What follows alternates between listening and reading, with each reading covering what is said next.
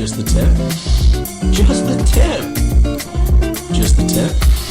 Just the tip. Just the tip. Just the tip. Just the tip. Just the tip. Just the tip. Morning, everyone. Welcome back. It's been a while. What are we gonna do today? Well, something pretty simple. Something a lot of you maybe will need at some time, maybe now in the future. I don't know.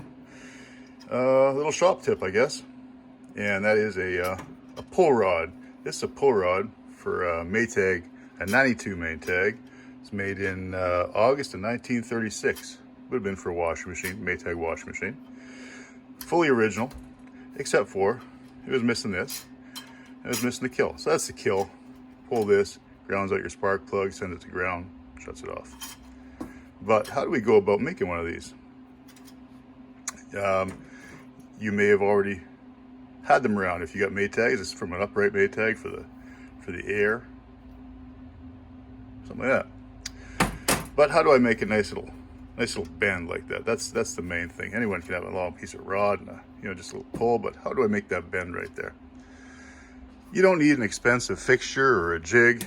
Matter of fact, just a couple simple, pieces of stock you got kicking around the shop. I just got this piece of 3/4 pipe, cut a notch in it, both sides. And for this, I think you would use, I believe that's 1/8. You can pick up this rod. This is a 1/8 brass rod. I think it was like $5 at the metal supply. For this, I will just use, let's see what I got here. Piece of coat hanger. You can use a coat hanger, but coat hangers are not long enough. They need to be a little bit longer. And I don't like to have any bends in them, little kinks in them. So I don't use a coat hanger. I just go buy actual rod. This is, like I said, brass rod. Here, I even made a bend for you just to show you. What you do is you take this, in my case, a coat hanger. In your case, probably a piece of brass rod or whatever kind of rod you want. Take your, in your case, piece of brass rod. In my case, a piece of coat hanger. Stick it in that slot in your pipe, 3/4 inch pipe. Cut that slot with an angle grinder. Again, you use it hacksaw if you want. I would probably kind of V that a little bit so it kind of jams itself down in there. But take that, hold it on the one side, bend it around, keep bending it around all the way till you get a full circle. Hold it tight to the pipe, get all the way around, take it off. There. So the ones that I've seen don't have this little piece. So after this, after you get that far, let's take some cutters. Oops, wrong end. Take some cutters, cut that piece right off. Close as you can to that piece. There, gone. Like that. Finish that bend up a little bit.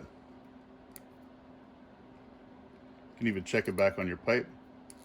Run it past a little bit. Fits nice. And then the ones that I've seen are then bent again. So you take them like that, grab them here, hold it tight because you don't want it bending down here. You want it bending in one spot. Make yourself bend back the other way. So the circle lines up with the rod. A little bit more. There. Like so. Pretty uncomplicated, a pretty uncomplicated method of doing it. I've seen people make up jigs and all sorts of stuff and welding little appliances, and man, that is just not necessary. And that's more than accurate. More than adequate. I don't know if it's more than accurate. It could be better, but fits over that perfect, and that's it. The other end, well, just mimic what you see on the other ones. You'll see pictures online. Yeah, just like that. Anyway, simple little shop tip for you for making these nice formed circles out of rod. Anyway, like I say, hope you guys are having a good New Year, and catch you soon. Just the tip. Just the tip. Just the tip. Just the tip. Just the tip. Just the tip. Just the tip. Just the tip. Just the tip.